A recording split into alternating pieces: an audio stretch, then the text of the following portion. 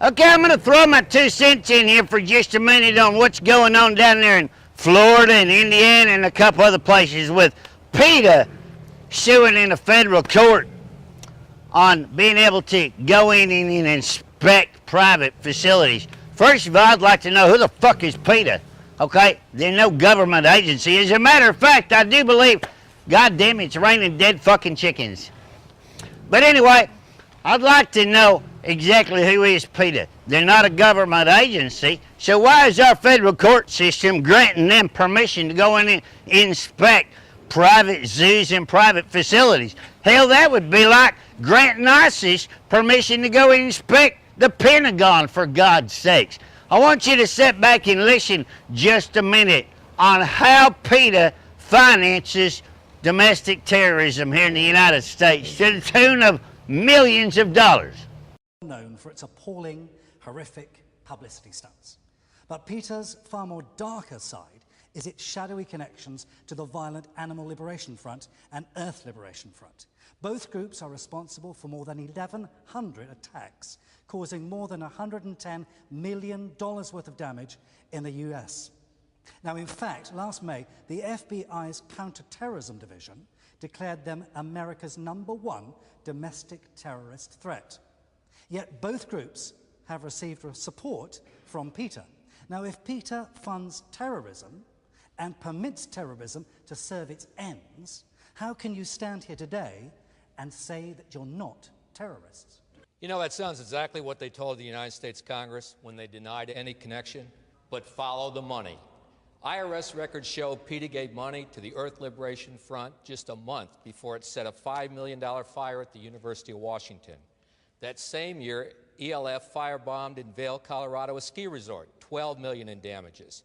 When reporters asked Mr. Butler about it, he said the funds were used, quote, used for the legal defense as support for caring individuals who are entitled to their day in court. Rodney Coronado, ALF, 5 years in prison, a multi-million-dollar firebombing at Michigan State University, $45,000 from PETA to his support committee, $25,000 to his father. Now let me read you what PETA actually says at a conference in McLean, Virginia. Bruce Friedrich, their campaign coordinator for PETA, said, blowing stuff up and smashing windows is a great way to bring about animal liberation. I think it would be great if all the fast food outlets, slaughterhouses, these laboratories, and the banks that fund them exploded tomorrow. I think it's perfectly appropriate to take bricks and toss them through windows. Hallelujah to the people who are willing to do it. Ingrid Newkirk, their president, went on to say, you can't legally deface someone's property, but if you're somewhere and no one's looking, go ahead. And she recently told PETA members not to cooperate with FBI investigations.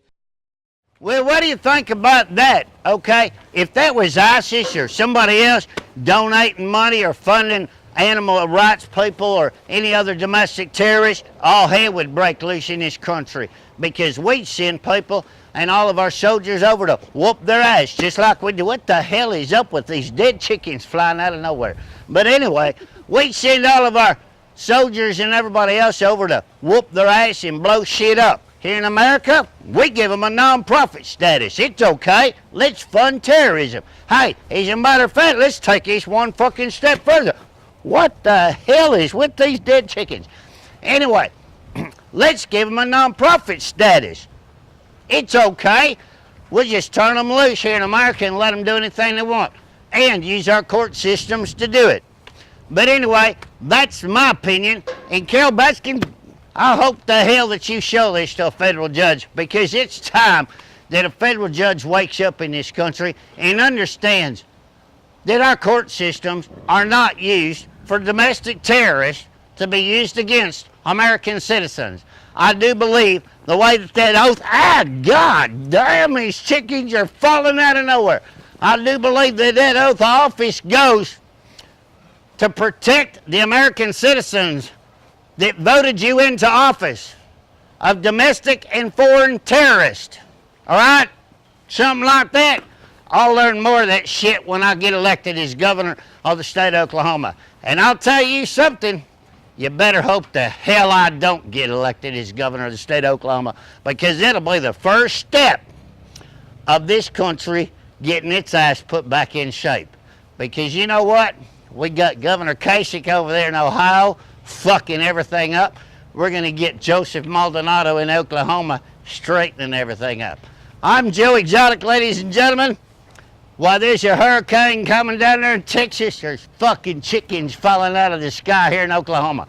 So we'll see you tomorrow. Get on joeexoticforgovernor.com and let's ask some questions of our politicians and everybody else of how come domestic terrorists can get a federal court order to harass and terrorize American citizens.